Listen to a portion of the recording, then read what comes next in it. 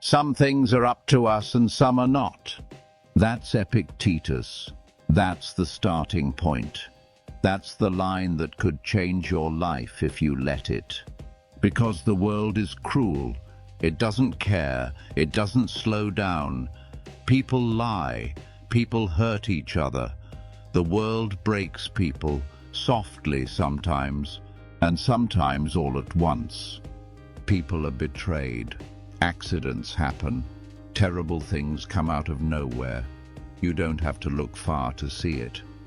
But the Stoic doesn't waste time being surprised. The Stoic isn't shocked by cruelty. The Stoic prepares for it, expects it, and then responds, not with rage, not with despair, not with blame, but with virtue, with character, with control.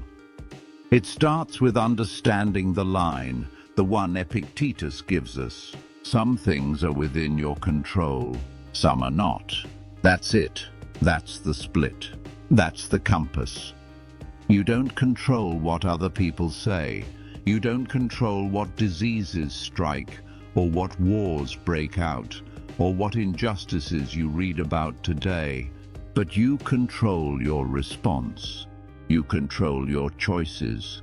You control the kind of person you choose to be. That's not passive. That's not resignation. That's the foundation of strength. Because when the world is cruel, and it will be, you need something to stand on, something you can hold. What can you hold? Your reason, your integrity, your discipline, your decency, your actions. That's the Stoic shield. Marcus Aurelius wrote, "What stands in the way becomes the way." Do you know what that means? It means the obstacle is the path, not a detour, not a punishment. The path. It means your suffering is not useless. It means the pain has a purpose if you let it. It means you can take injustice and make it into wisdom. You can take hardship and make it into courage. That's what Stoicism does. It transforms. It turns cruelty into strength. It turns adversity into fuel. When life burns you, the Stoic doesn't flinch. They turn toward the fire. But let's be honest, it's not just hard times that get us. It's people. It's how people treat us. The insults, the betrayals, the coldness, the unfairness. It's so tempting to meet cruelty with cruelty, to snap back, to get even, to retaliate. But Marcus Aurelius said, "The best revenge is to be unlike him who performed the injury." Let that sink in. He doesn't say the best revenge is to outwit him, or to outhurt him, or to teach him a lesson. He says, be better, be unlike, be untouched. That's not weakness. That's power. That's power most people don't even know exists. Because anyone can lash out, anyone can throw a punch. That's easy, that's animal. But to stay calm, to remain composed, to respond with justice, with self-control, with wisdom, that takes training, that takes strength, that takes something few people ever build. That's what Stoicism is for.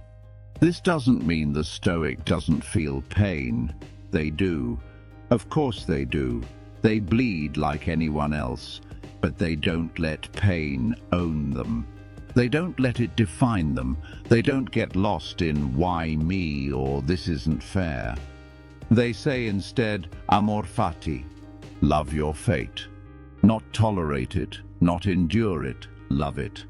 Marcus Aurelius wrote, "To love only what happens, what was destined, no greater harmony." That's not natural. That's not how most people live. But it's what makes the Stoic different.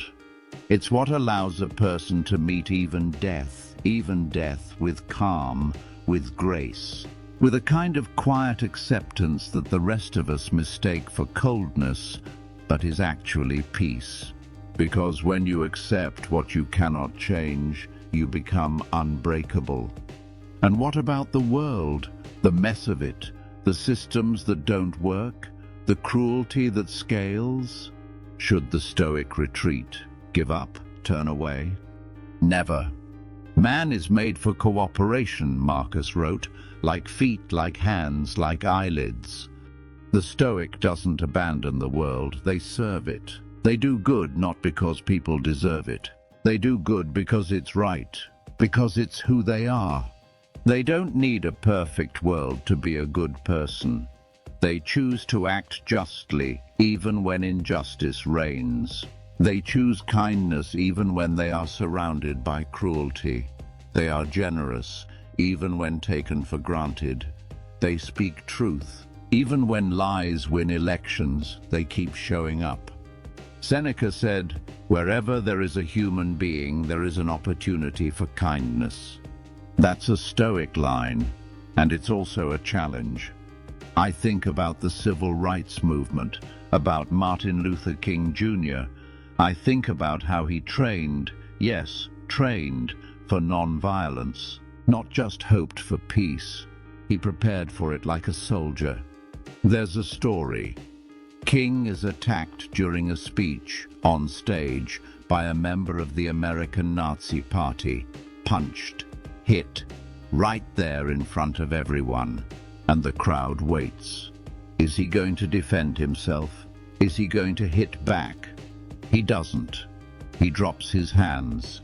He takes the blows. And when the attacker is pulled away, King insists they treat the man with respect. He talks to him calmly, kindly. He tries to understand him. That's amor fati, that's being unlike, that's mastery. It didn't happen by accident. That kind of response, that kind of grace, comes from work, from discipline, from living the Stoic life every day. When the Stoics say life is training, this is what they mean. Every insult, training. Every hardship, training. Every unfair deal, every broken promise, every time someone tries to get a rise out of you, that's training. The training is for something. It's so that when the real storm hits, when the world is at its cruelest, you don't fall apart. You don't become what you hate. You remain who you are, maybe even become more of who you are. Not broken, not bitter, but better. That's the Stoic response to a cruel world. I won't pretend it's easy. I won't tell you I always live up to it.